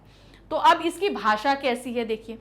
भाषा, प्रस्तुत आत्मकथा में लेखक ने अपनी बात कहने के लिए खड़ी बोली का प्रयोग किया है। कौन सी भाषा है? खड़ी बोली का। इसमें अरबी फारसी के शब्दों का प्रयोग निर्बाध रूप से हुआ है। चूंकि वो एक मुसलमान थे तो अरबी और फारसी उनकी लैंग्वेज में बेसिक रूप से थी, इसलिए ये उनको हमें इसमें देखने को मिलती है। तत्सम शब्दावली का अभाव स्पष्ट परिलक्षित होता है, यानी कि तत्सम शब्द इसमें नहीं है, यानी कि संस्कृत निश्चित शब्दों का इसमें कहीं भी इस्तेमाल नहीं हुआ है। यत्र तत्र आचरण, धातु, ख्याति, अनुयायी, साहित्य, स्वभाव इत्यादि तत्सम शब्द मिलते हैं, यानी कि बहुत कम ही तत्सम शब्दों का इस्तेमाल हुआ है। यत्र तत्र, ज्यादा नहीं है, बहुत कहीं। यत्र तत्र का मतलब यहाँ कहीं वगैरह हुआ है। बहुलता अरबी फारसी शब्दों की, अधिकतर क्या अरबी फारसी शब्द ज्यादा देखने को मिलते हैं। अंग्रेजी के शब्दों यथा, अब अंग्रेजी के शब्द भी, अब चूंकि बोर्डिंग स्कूल में रहे तो अंग्रेजी के शब्द उनके अंदर रहे, क्योंकि वो अंग्रेजी पढ़ते रहे तो वो उनकी भाषा में रहे, वो भी इनकी आत्मकथा में देखने को मिलते हैं। जैसे landscape, painting, oil colour, society, slate, black board, boarding school, tripod, group photograph, focus, ready इत्यादि की भरमार है। तो इंग्लिश शब्द उनकी जो क्या कहते हैं लैंग्वेज में था। कहते हैं भाई वो कोई लेखक या लेखक थोड़ी ना थे कि किसी चीज को बनाकर बड़ा सुंदर करके लिखते। तो उन्होंने जो अपनी आत्मकथा लिखी है एक चित्रकार होने के नाते, तो जिस तरीके की वो लैंग्वेज बोलते थे वही तरह की लैंग्वेज उन्होंने लिखने में भी इस्तेमाल करी है। घूंघट के पट खुलना, खिलखिला उठना, सपने देखना आदि मुहावरों का प्रयोग भी लेखक ने किया है। अब जैसे हम लोग भी अपनी लैंग्वेज में बहुत सारे डेली रूटीन में बहुत सारे मुहावरों का इस्तेमाल करते हैं, तो उन्होंने भी इस तरीके से जो मुहावरे इस्तेमाल वो करते थे उनका इस्तेमाल किया है। वह वर्णित विषय को व्यक्त करने में समर्थ हैं। यह आत्मकथा देवनागरी लिपि में लिखित उर्दू भाषा की रचना ही अधिक जान पड़ती है। यानी कि जब इस कथा को पढ़ते हैं तो ये देवनागरी लिपि यानी कि लिखी हिंदी में गई है, लेकिन उर्दू और फारसी शब्दों की बहुतायत के साथ ये उर्दू के रूप में ज्यादा परिलक्षित होती है। अब आ जाते हैं शैली पे, किस तरह की शैली इन्होंने लिखी है। तो जाहिर सी बात है आत्मकथा है तो आत्मपरक शैली में ही लिखी जाएगी। देखिए क्या है, और पूरी तरीके से वर्णन भी किया है तो वर्णनात्मक शैली भी है। लेखक ने इस आत्मकथा के लिए वर्णनात्मक शैली को अपनाया है, यानी कि हर एक चीज को पूरी तरीके से वर्णन किया है। प्रधानता इसी की है, मतलब उन्होंने जो है ज्यादातर जो है वो वर्णनात्मक शैली ली है, लेकिन इसमें आत्मपरक शैली भी है, क्योंकि आत्मकथा लिख रहे हैं तो आत्मपरक शैली तो जाहिर सी बात है उसमें होना ही होना है। वैसे इसमें प्रतीकात्मक शैली और व्यंग्यपूर्ण शैली भी प्रस्तुत हुई है। कहीं कहीं प्रतीक के रूप में और व्यंग्य शैली का भी प्रस्तुतिकरण किया गया है। अपने दोस्तों के वर्णन में चित्रात्मक शैली को अपनाया गया। भाई किसका शरीर कैसा है, किसका स्वभाव कैसा है, क्या है, ये सारी चीजें उन्होंने बयां करने के लिए चित्रात्मक शैली का इस्तेमाल किया है। उदारता, खींची सी आंखें, स्वभाव से बिजनेसमैन, हंसने का अंदाज दिलकश। अब यहाँ पर ये सारी चीजें क्या बताती हैं, उनकी चित्रात्मक शैली को बता रही हैं कि किसी के व्यक्तित्व को वो किस तरीके से बयां कर रहे हैं। आत्मकथा के लिए प्रायः आत्मकथन शैली को अपनाया जाता है। जैसे मैंने बोला ना, आत्मपरक शैली यानी कि आत्मकथन शैली, जहां पर उस शैली में मैं का इस्तेमाल होता है। इसमें मैं, हम इत्यादि सर्वनाम वाक्य में कर्ता होता है। कर्ता कौन हो गए, हमारे हुसैन जी, वो अपने बारे में ही लिख रहे हैं तो जाहिर सी बात है कि वही शैली इस्तेमाल की जाएगी। परंतु प्रस्तुत आत्मकथा में लेखक ने अन्य पुरुष अर्थात वर्णनात्मक शैली को अपनाया है। तो इन्होंने क्या किया, यहाँ पर मैं शब्द का ज्यादा इस्तेमाल ना करके उन्होंने थर्ड पर्सन यानी कि अन्य पुरुष में लिखकर वर्णनात्मक शैली को ज्यादा महत्व दिया है। कहीं कहीं पर यह शैली है, लेकिन ज्यादातर वर्णनात्मक शैली का इस्तेमाल किया गया है। यहाँ मैं के स्थान पर अपना नाम मकबूल की क्रिया का करता है। तो यहाँ पर उन्होंने जहां मैं इस्तेमाल करना है उसकी जगह उन्होंने अपना नाम यानी कि मकबूल दे दिया है। प्रश्न संख्या 15 है, हुसैन की कहानी अपनी ज़बानी एक उद्देश्यपूर्ण रचना है। इस कथन पर पाठ के आधार पर विचार डालिए। ये हमें उद्देश्यपूर्ण है, अर्थात ये हमारे उद्देश्य क्या दे रही, किस उद्देश्य से लिखी गई, वो लिखी जा रही है कि भाई इतने बड़े कलाकार, आखिर इतने बड़े कलाकार बने कैसे, ये कहानी हमारे सामने रखी गई, इस उद्देश्य से रखी गई है। और आपको सिर्फ ये बताने के लिए कि आपके अंदर अगर कोई गुण या हुनर है तो आप भी उसे इसी तरीके से निखार सकते हो जैसे मकबूल ने किया। तो ये उद्देश्य के साथ ही ये लिखी गई कहानी है। आत्मकथा हिंदी गद्य की एक ऐसी विधा है जिसमें लेखक अपने जीवन की कहानी स्वयं कहता है, यानी कि जो लेखक है, जो लिख रहा है, जैसे यहाँ मकबूल फिदा हुसैन है, वो अपनी कहानी खुद बता रहे हैं कि उनके जीवन में क्या क्या चीज़ें हुई हैं। इनमें वह अपने जीवन से संबंधित कुछ घटनाओं का वर्णन के उद्देश्य के अंतर्गत करता है। तो जो घटनाएं, अब भाई आत्मकथा का मतलब होता है जीवन में बहुत कुछ घटित हुआ, लेकिन आत्मकथा में कुछ ही घटनाएं लिखी जाती हैं और वही घटनाएं लिखी जाती हैं जिनका कोई उद्देश्य हो। उद्देश्य को ध्यान में रखते हुए ही लेखक अपने जीवन से कुछ घटनाओं का चयन करता है। वह उन घटनाओं को चुनता तथा प्रस्तुत करता है जिनसे लेखक के व्यक्तित्व का विकास दिखाई दे सके। मकबूल फिदा हुसैन की आत्मकथा के प्रस्तुत 2 अंशों में उनके विद्यार्थी जीवन का वर्णन है। अब हमने दोनों में देखा, चाहे आपका क्या नाम बड़ौदा बोर्डिंग स्कूल हो चाहे रानीपुर बाजार हो, वो दोनों ही उनके विद्यार्थी जीवन, जहाँ एक स्कूल में उनका दिखाया गया, वहीं व्यापार करते समय किस तरीके से उनकी पेंटिंग वगैरह का हुनर निखरा, ये सारा बताया गया। पहले अंश में बोर्डिंग स्कूल में रहकर पढ़ने का तथा दूसरे रानीगंज का बाजार में व्यापार को वो करते हुए भी उनके चित्रकला के प्रति झुकाव रहा। इन दोनों ही अंशों से प्रकट होता है कि लेखक की रुचि चित्रकला के प्रति आरंभ से ही थी। स्कूल में उसे ब्लैक बोर्ड पर बनाए गए चिड़िया के स्केच को हूबहू अपनी स्लेट पर उतार दिया। उसके द्वारा ब्लैक बोर्ड पर बनाए गए गांधी जी के स्केच को देखकर अब्बास तैयब बहुत खुश हुए। तो इस तरीके से उन्होंने बताया कि कैसे कैसे क्या क्या चीज़ें हो रही थी। दूसरे अंश रानीगंज का बाजार में हुसैन के चित्रकला के प्रति रुझान का वर्णन है। वह दुकान पर बैठे बैठे मेहतरानी, मजदूर की पगड़ी, बुर्का वाली औरत तथा बकरी आदि बनाता था। 10 रुपए का हिसाब लिखता था तो कॉपी में 20 स्केच भी बनाता था। आत्मकथा के इन अंशों का उद्देश्य मकबूल की इसी चित्रकला के प्रति गहन रुचि को प्रदर्शित करता है। वह कहना चाहता है कि प्रतिभा के विकास के लिए प्रतिभा का सही अवसर तथा उचित मार्गदर्शन मिल जाए तो सफलता असंदिग्ध हो जाती है। तो कहने का, जैसे कि मैंने पहले ही बताया, कोई भी काम किसी उद्देश्य से किया जाता है। तो ये आत्मकथा के जो अंश मकबूल फिदा हुसैन जी ने हमारे सामने रखे हैं, उसके माध्यम से ये बताया है कि भाई आपके अंदर प्रतिभा होती है, सभी के अंदर प्रतिभा होती है। इस प्रतिभा को थोड़ा सा निखारने की ज़रूरत होती है और जो अवसर मिले उन्हें पकड़कर आगे बढ़ जाना चाहिए। तो आपको ये दोनों अंश रख के आपके सामने सिर्फ ये बताया गया है कि किन परिस्थितियों से वो गुजरे और उन परिस्थितियों से कैसे किन लोगों ने उनका साथ दिया और वो चित्रकला के क्षेत्र में इतना ज़्यादा आगे बढ़े। तो ये चीज़ बताने के लिए इस आत्मकथा के इन 2 अंशों को रखा गया है। प्रश्न संख्या 16 है, मकबूल को अपने पिता की किस बात पर आश्चर्य होता है?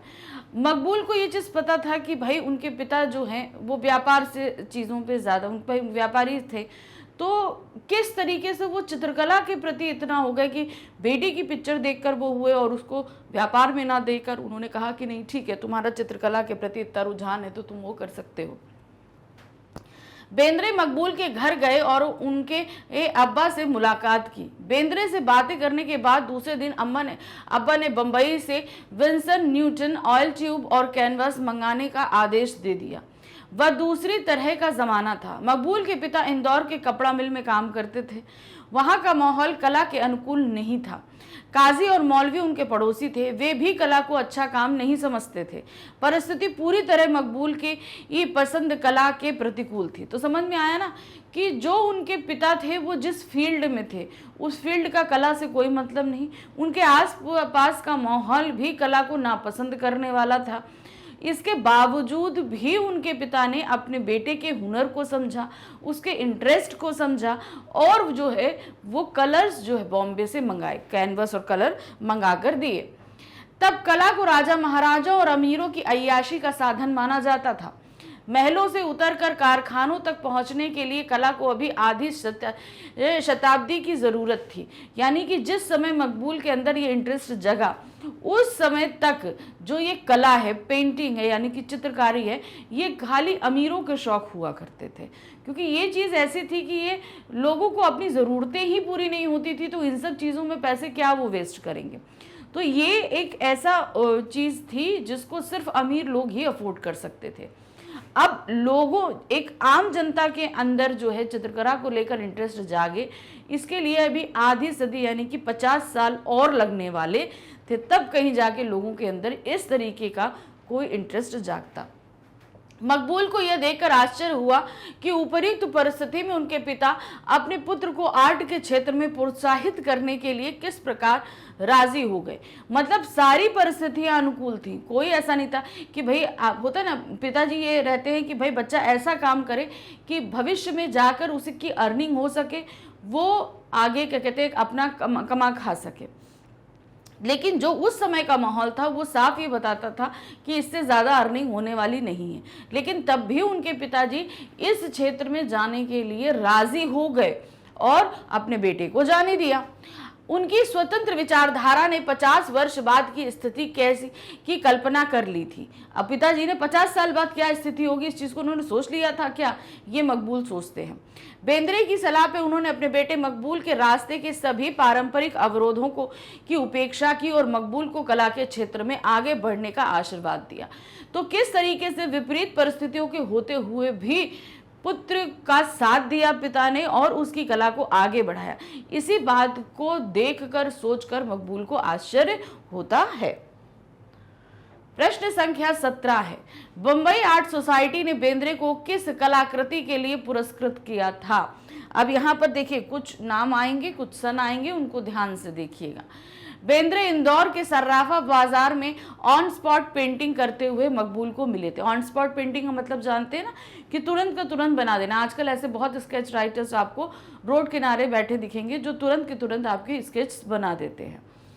वह टिंट पेपर पर गुआंश वाटर कलर का प्रयोग किया करते थे। सन 1933 में बेंद्रे ने कैनवस पर एक बड़ी पेंटिंग घर में ही पेंट करना शुरू किया। इस पेंटिंग का नाम बैंक बांड था। बेंद्रे ने इसके लिए अपने छोटे भाई को अपना मॉडल बनाया था। उसको एक नौजवान पठान के कपड़े पहनाए गए, उसके सिर पर हरा रुमाल बांधा गया, उसके कंधे पर कंबल तथा हाथ में डंडा था। इस पेंटिंग में फ्रेंच इंप्रेशन की झलक थी।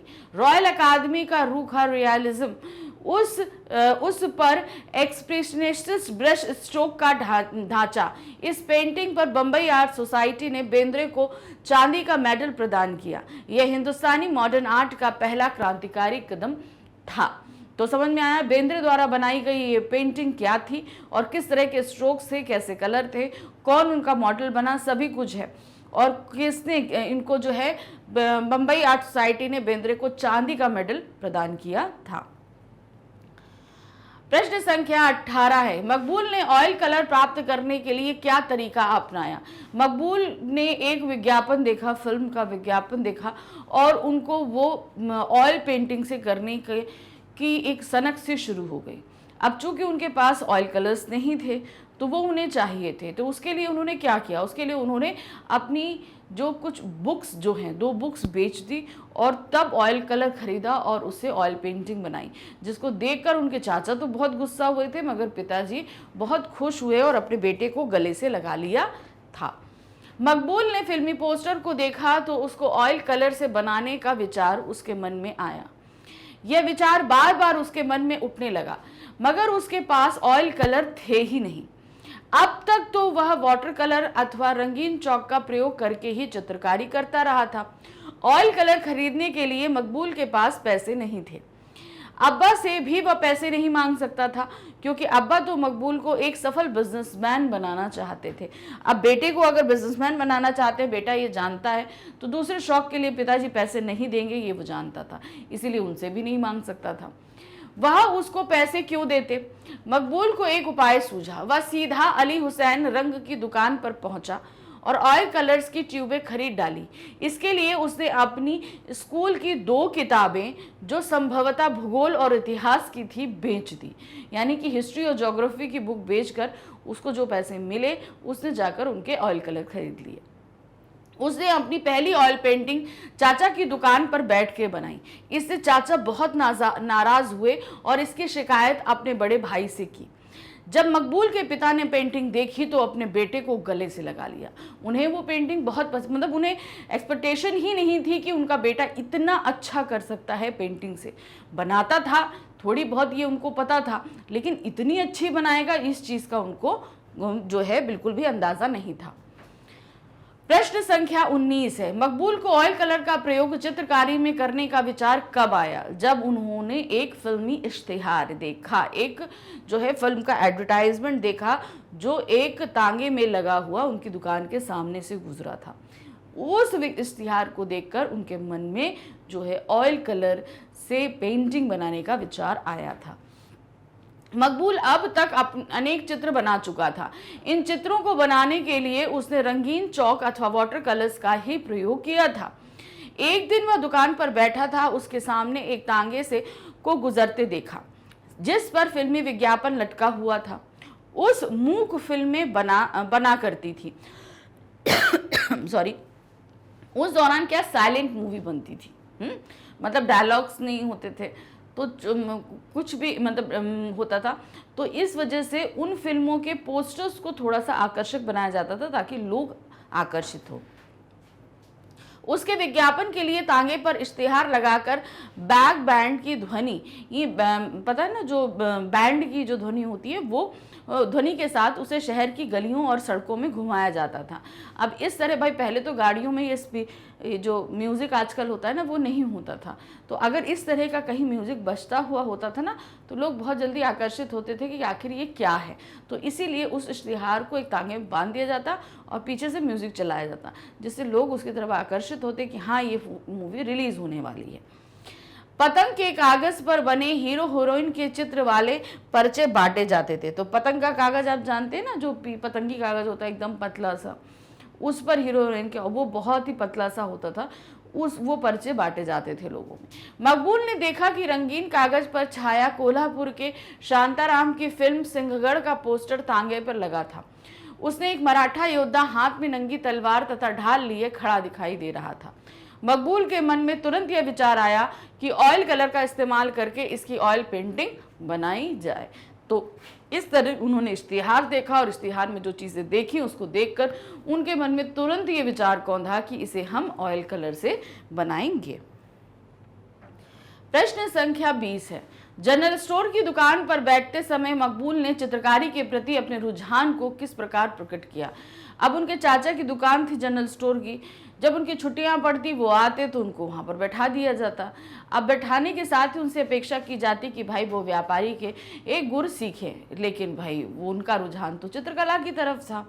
तो अब वो क्या करते, तो वो वहीं पर बैठे बैठे बहुत सारी पेंटिंग बनाई, हिसाब किताब की, उसमें सब में मेहतरानी जा रही है, कोई मजदूर जा रहा है, उसकी पगड़ी है, बकरी है, बुरके वाली औरत है, तो जो सामने गुजरता जैसा भी उनको अच्छा लगता तो वो उसकी पेंटिंग बनाने लगते थे।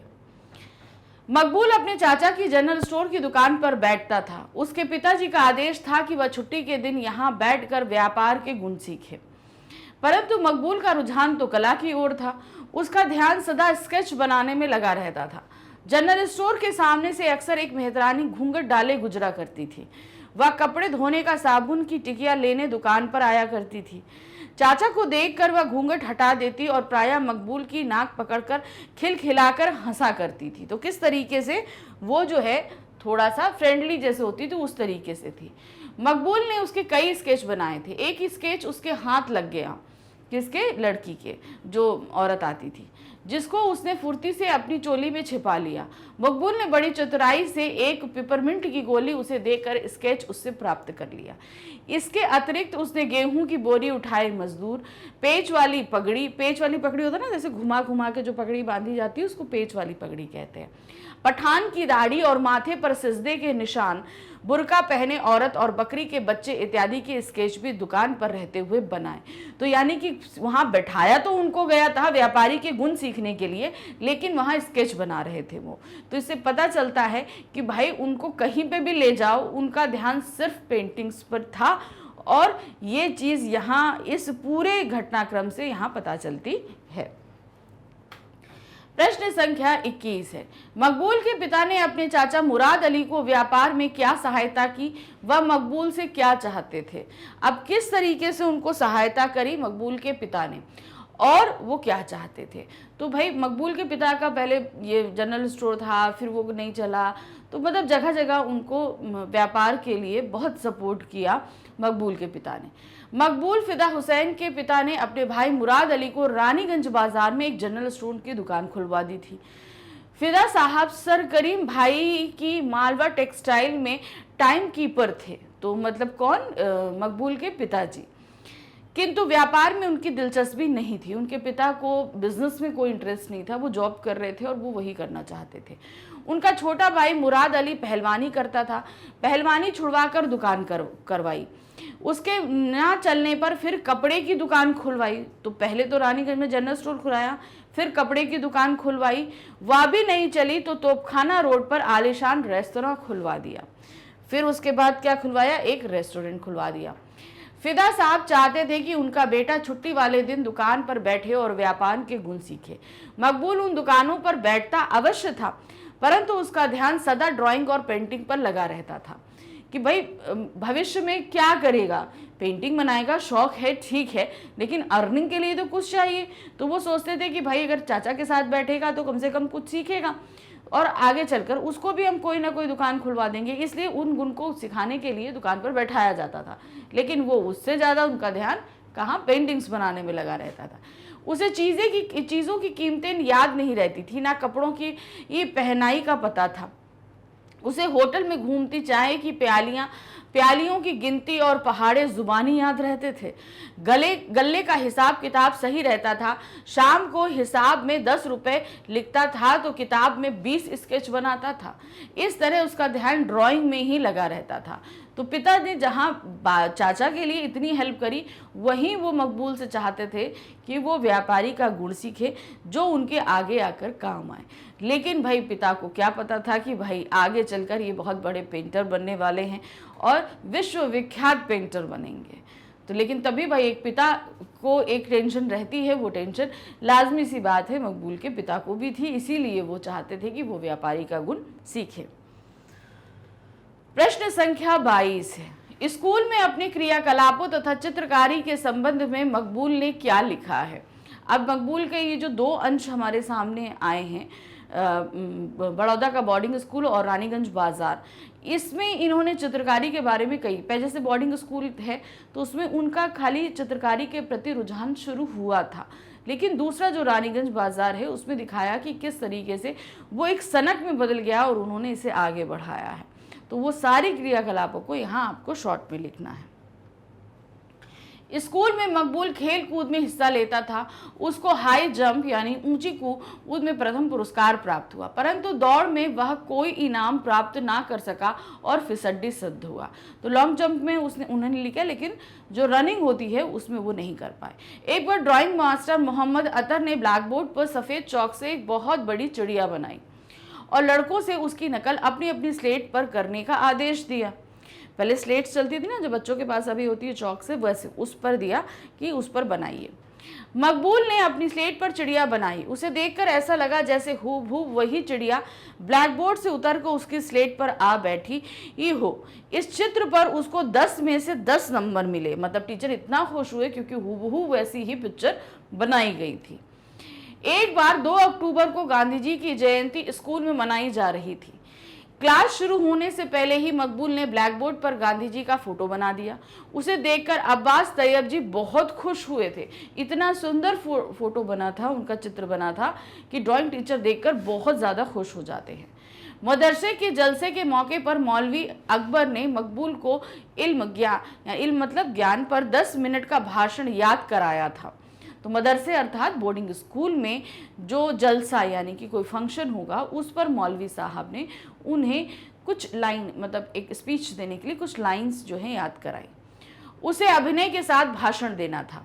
उसमें से एक फारसी शेर था जिसका अर्थ था, जिसने किसी हुनर में कमाल हासिल किया वह पूरी दुनिया का चहेता बन गया। जिसके पास कोई हुनर का कमाल नहीं वह दुनिया के दिलों को कभी भी नहीं जीत सकता। आगे चलकर मकबूल के हुनर यानी चित्रकला का कमाल दुनिया में फैला। उसे दुनिया का प्यार तथा प्रसिद्धि मिली, परंतु उस समय यह किसी को पता नहीं था। यानी कि जब वो स्पीच दी जा रही थी, जब उन्हें ये सब चीज़ें सिखाई जा रही थी, तो किसी को नहीं पता था कि आगे चलकर ये क्या बनने वाले हैं, तो वो हुनर उनका कितना निखरने वाला है। प्रश्न संख्या 23 है, मकबूल फिदा हुसैन ने उस्तादों की अनुमति के बिना स्कूल में अपनी तस्वीर किस प्रकार खिंचवाई थी? तो कैसे खिंचवाते थे? वो ग्रुप फोटोग्राफ्स होती थी, तो जैसे ही जो है वो कैमरामैन बोलता रेडी, और वो भाग के चले जाते, उस ग्रुप के पास खड़े हो जाते। और एक बार नहीं, इन्होंने कई बार किया और इस तरीके से उन्होंने फोटो खिंचवाई थी। मकबूल जिस मदरसे में पढ़ता था उसका वार्षिकोत्सव हो रहा था, यानी कि बोर्डिंग स्कूल का जो है वो जो एनुअल फंक्शन था। ग्रुप फोटोग्राफ उतारा जा रहा था। कैमरा तिपाही पर टिका था। तिपाही यानी कि ट्राइपॉड जो होता है उस पर टिका था। वो स्टैंड होता है ना, उसको ट्राइपॉड बोलते हैं, उसके ऊपर कैमरा टिका हुआ था और उस पर काला कपड़ा ढका हुआ था। मुगलबाड़ी के मशहूर फोटोग्राफर उसमें अपना चेहरा घुसाकर कैमरे को सेट कर रहे थे। तो पहले क्या होता था, कैमरे के ऊपर काला कपड़ा डाला जाता था और उसी के अंदर जो है कैमरामैन घुस जाते थे और उसी से सेट करके तब फोटो खींची जाती थी। मकबूल दूर लड़कों की भीड़ में खड़ा था। वह अपना फोटो खिंचवाना चाहता था और मौके की तलाश में था। जैसे ही लकमानी अर्थात फोटोग्राफर ने कैमरे का फोकस जमाया और रेडी कहा, मकबूल दौड़कर ग्रुप के कोने में जा खड़ा हुआ। इस तरह बिना अपने उस्तादों की अनुमति के ही उसने अपनी कई तस्वीरें खिंचवा ली। तो जैसे ही वो बोलता, फोकस सेट करता, रेडी, मकबूल दूर खड़े रहते थे। जैसे इधर खड़े हैं, इधर सब लोग बैठे हैं, कैमरामैन सामने हैं, जैसे बोले वो दौड़ के आए और पूरे ग्रुप के साथ यहाँ पर खड़े हो जाए, खड़े होकर और वो फोटो खिंचवा ले। इस तरीके से बिना किसी अपने टीचर के परमिशन के उन्होंने कई सारी फोटोग्राफ्स खिंचवाई थी। प्रश्न संख्या 24 है, मकबूल के बोर्डिंग स्कूल के 5 दोस्तों के बारे में संक्षेप में वर्णन कीजिए। अब वो जो उनके 5 दोस्त थे उनके बारे में बताना है आपको। बड़ौदा के बोर्डिंग स्कूल में रहते हुए मकबूल की दोस्ती 5 लड़कों से हुई। ये दोस्त निम्नलिखित थे। तो 5 के नाम हम एक एक करके देंगे और उनके बारे में जो भी हुसैन साहब ने अपनी साथ कथा में लिखा है उन्हें हम अब आपको बताएंगे। पहले है मोहम्मद इब्राहिम गौहर अली।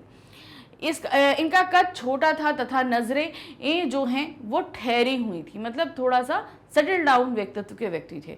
वह गुणों का भंडार थे तथा हमेशा अंबर और मुश्क के इत्र में डूबा रहता था। वो डभोई का इत्र व्यापारी था। तो मतलब वो डभोई के इत्र व्यापारी के पुत्र थे जो यहाँ पढ़ने आए थे और उन्हें खुद भी इत्र का बहुत शौक था और व्यक्तित्व से बहुत ही गंभीर व्यक्ति वाले व्यक्ति थे।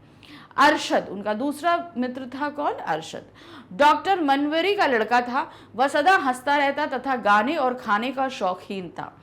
उसका शरीर भरा हुआ था और पहलवानों के समान पुष्ट था।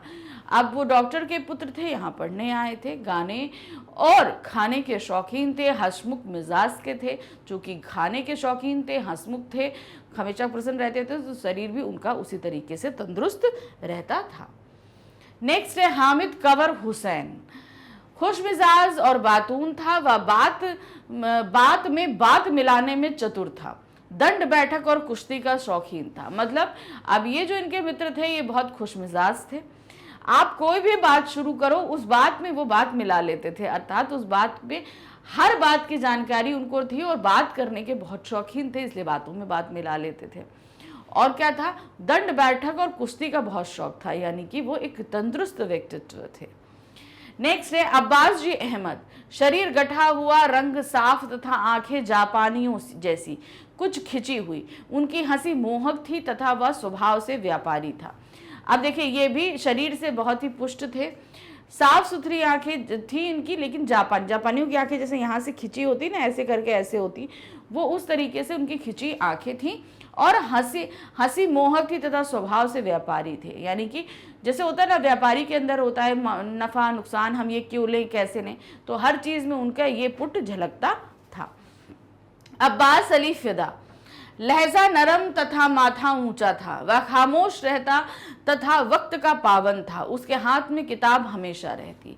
मतलब ये एक सीरियस व्यक्तित्व वाले व्यक्ति थे, पढ़ाकू थे क्योंकि किताबें हाथ पे रहती थी, और समय के पाबंद थे, हर चीज समय से करना वो उनकी खासियत थी। तो ये इनके 5 मित्र थे जिनके बारे में फिदा हुसैन जी ने अपनी आत्मकथा में लिखा है।